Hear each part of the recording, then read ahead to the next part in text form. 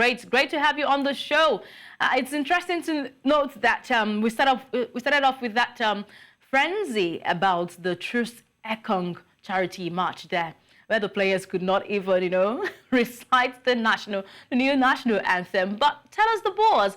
It was an interesting one yesterday to see some players, some legends, celebrities join up with Truth Ekong to push forward his philanthropic plan, of course, having to develop football on the grassroots stage. So give us the frenzy. How was it yesterday? Yeah, I think it was a very exciting ceremony. It was, I love the turnout especially, and it set the tone nicely for what we're expecting on Friday, the game between Nigeria and South Africa. The fans trooped into the nest of champions in their thousands. I think we have nothing less than 15,000 in that 30,000 capacity yesterday. And of course, like you mentioned, it was an opportunity for the fans to see their football legends.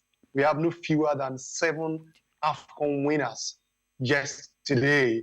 Nwankwo Kanu was there, Vincent Tiyama, yes, and although he's a son of the soil, Ahmed Musa was there, Brownie there,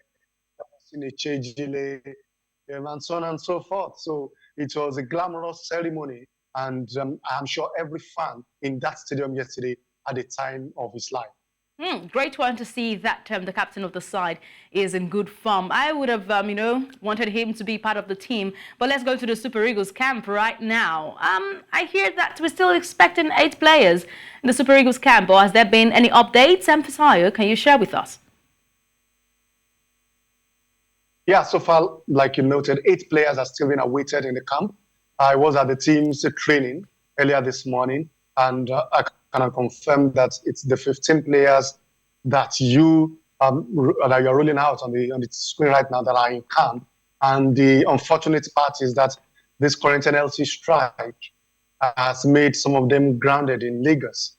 I had it on good authority that they are in Lagos already, but no connecting flights to you due to the current NLC strike. We do hope that we can find a solution for these guys so that they can make it in time in camp as we build up to the game, just 4 days before the game against the Bafana of South Africa. I'm hoping that this NLC strike will not scuttle things for the Super Eagles of Nigeria. But any news about when they should land in camp? Yeah, any moment. Of course, they've been checking here and there to see if there could be solutions because the teams have gone far in terms of training. This morning's training session especially was a crucial one for fitness. And because of that, we'll be having the evening off. We just have the ice bath and the rest properly. So by tomorrow, you expect them to go into tactical preparations, and then on Wednesday. So not having the players in camp is quite some worry because when you look at the squad, these at least 4 of them should be starting on Friday. Shemi, Calvin Bassey, Alex Iwobi, Frank Onyeka, Ademola Lookman. These are some of the regular players. So the longer it takes them to come to camp, the worrier it is for the head coach. Although the head coach, both on record and off record, has been saying that he is confident in the ability of all the players in camp. But we just have 15. You need at least 18 for the game. But he's been impressed with the fitness level of those in camp already. Okay. But of course, we want to have the best legs available for the game. Okay, how would this and the absence of these players impact the dynamics and also the morale of the team setup? Because, come on, this is just the first time we would have Ndidi having to, take charge of this team in his official capacity as the head coach of the team. How will the absence of these 8 players, if we still have the delay of their presence in camp, how will it affect the dynamics and morale in the team? Well, the good thing for Finidi is that he has prepared himself for the worst in terms of players' availability, especially when you see, the reigning African Football of the Year, Victor Osimhen, has to be knocked off due to injury. William Ekong, the team's captain, also has not played for 3 months. He's just come back to fitness and not yet match fit. So if you've lost two of your most influential players, I think you can cope with anything that life throws to you. You know, I think that's a good thing for Wilfred indeed and for Ndidi George. So he has gone on with his preparation, with his training programs, with the 15 players he has in camp, and it's been good. You know, I've seen all the training sessions since they came to Uyo here, and I can see that he is not looking back. So when the guys join them, even if it's tomorrow, even if it's Wednesday, I'm sure he has at least 8 already that can start conveniently in that game on Friday, and that he will not even rake his head again at all concerning what performance they can bring out. Okay, what are the expectations on goals set by the coaching staff? Because we already lost 4 points, you know, from that game against Zimbabwe. And I know that there's a lot at stake here for Ndidi George. But what goals should be set in order to qualify and also go past South Africa in these qualifiers on June 7? Well, I think at this point, every game has to be treated as a must-win game. You know, some fans have said maybe 4 points might be sufficient in the game. No, you have to aspire to win the 6th game. Yes, you take the game as they come. The first ambition is to beat South Africa in Uyo on Friday. Yes. And then you go to Abidjan facing that as well. But every game has to be treated as a must-win game.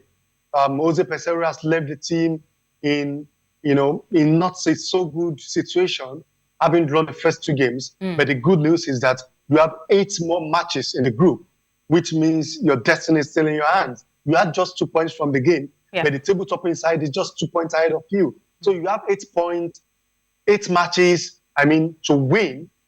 If Nigeria can win the remaining 8 matches, then 100% will be at the World Cup. You know, so because it will entail home and away against the teams that are ahead of us on the table at the moment, Rwanda and South Africa. So at this point, the aim will be to win every game that comes your way. Okay, great one to note, and I'm hoping that they can meet that target. How are the Super Eagles players, especially those from the Nigeria Premier Football League, how are they balancing and adapting to that new call-up by the national team coach? I know that it's time to prove yourself at this time as a new call-up for the senior men's national team. How are they adapting? You did witness the training this morning. Yeah, in all sincerity, I'm impressed with the efforts they are putting. They don't look ruffled at all, the home-based players. And I think it helps with the fact that local coaches are in charge, especially a coach that has managed in the NPFL as well. So they are not asking too much from them, of course, because when you see a player like Kelechi Iheanacho do something, and perhaps Kenneth Igboke doesn't do to that level, they are not chastised. They are not, there's some body language that affects locally based players, especially when the foreigners are in charge of the team. Such is not happening to them. So they are there, they are friends, aside locally based professionals. A couple of the foreign-based players also played in the league. And so it's like a wee-wee situation. So like Ismail Sadiq that is being shown on the screen. Yeah, these are guys that they feel among immediately. You know, they've been accommodated. In the drills today, I could see Samuel Chukwueze when they were having shooting fitness drills. I could see Chukwueze saying, "Nice one, Sadiq. Well done, Sadiq." You know, that's the kind of encouragement that the home-based players need. And I must tell you, they've slotted in perfectly in camp. Great news, of course. That I was not expecting less from the Nigeria Premier Football League players. They should be able to adapt to anything that comes their way. They have been trained for that. But let's move our conversation right now to the Nigeria Premier Football League. The title race, Fisayo, is intensifying. Rangers International, they are already, gloating like champions already. Would you say it's too early with the results shown from the games played Sunday? Would you say it's too early to say, let's just go wrap the trophy with that red and white tape?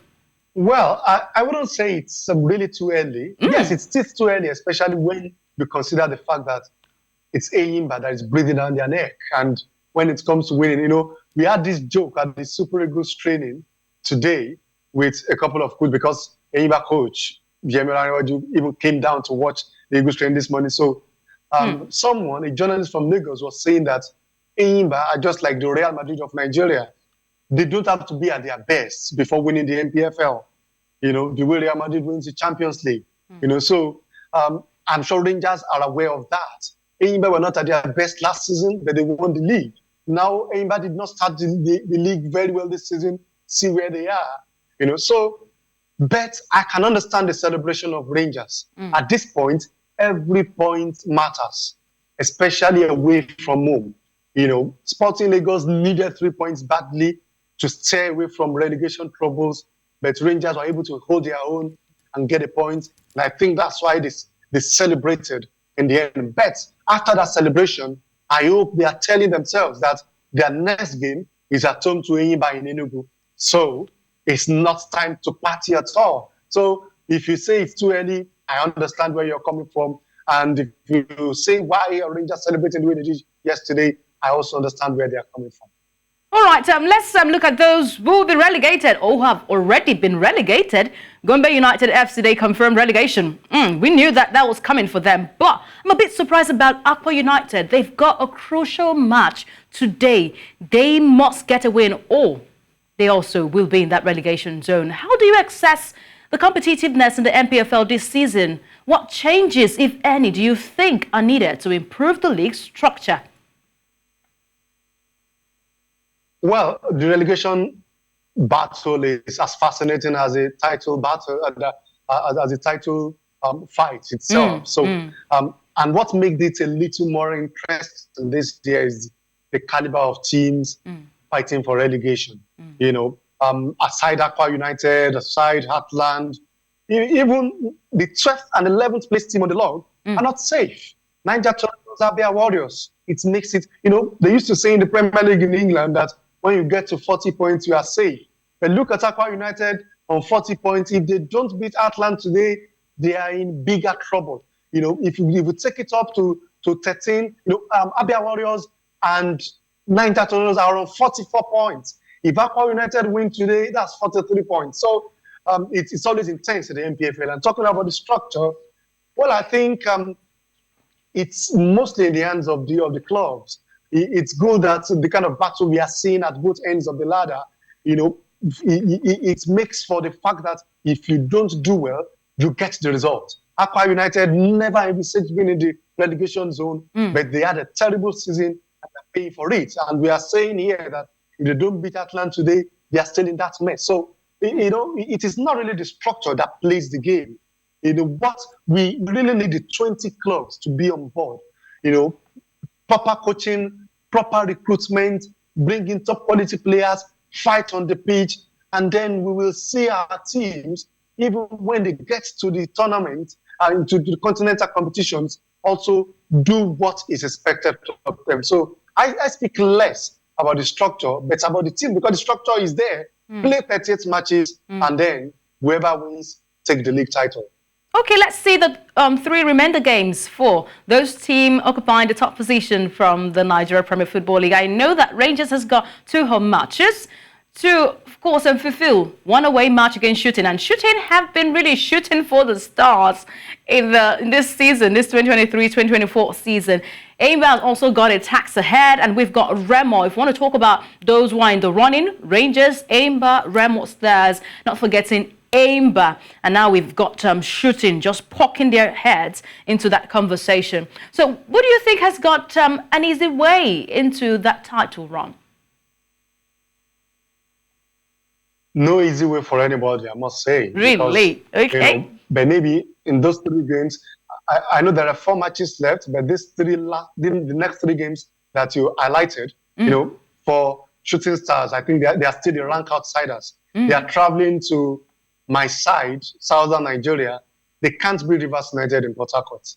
And then they host Rivers Rangers. United were humiliated by Enyimba on Sunday. Do you think they'll be coming as that wounded lion?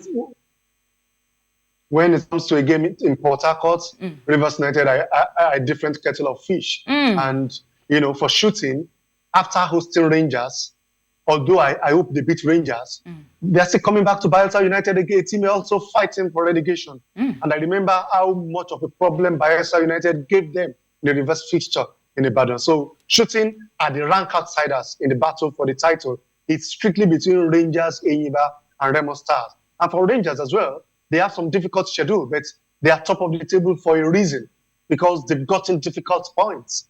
You know, they play Enyimba on Sunday in Enugu. It's going to be live on TV. It is a make or mark game. You know, they got a point in Aba in the reverse fixture. They have to repeat. They have to get 3 points this time around. And because up next for them will be a trip to Ibadan against Shooting Stars, who are managed by former Rangers coach. That's Bengal Gubote. And like you said, they are shooting for the Stars at the moment. And then Insurance, they are the party poppers of the league. Insurance go anywhere to score points for teams. They're not going to the continent, they're not winning the league, but they go to Plateau to score your points. Last season, they went to Aba to score points. So Rangers also have to be very careful. So Rangers have tricky fixtures. Enyimba have tricky fixtures, and Remo Stars, I think you can see Remo Stars one as well. Remo Stars' problem is that they face relegation threatened sides. You know, first they go. Don't you think that's an easy way? Do you think the relegation threatened side can come up like a big surprise and want to just, you know, spoil the party? Yes, it's going to be very difficult. You know, because if Atlanta win today, if they lose today to Akwa United, and they go home to win in their home game, the next game will be away to Remo Stars. They want to put all their fight. And after that, Sunshine Stars are still not safe. It's a Southwest derby as well. And it's a way to Sunshine Stars. And it's going to be a problem for Remo Stars to get anything out of that game. So it's also a very tricky schedule for Remo Stars in that one. We'll be keeping tabs, following up with the Nigeria Premier Football League. It's one league you don't want to miss, because if you snooze, you would lose. We have been speaking to the senior sport editor of ACLSports, Fisayo Dairo. Thank you so much for that update from Akwa Ibom, and also your breakdown for the Nigeria Premier Football League title run. Thank you so much.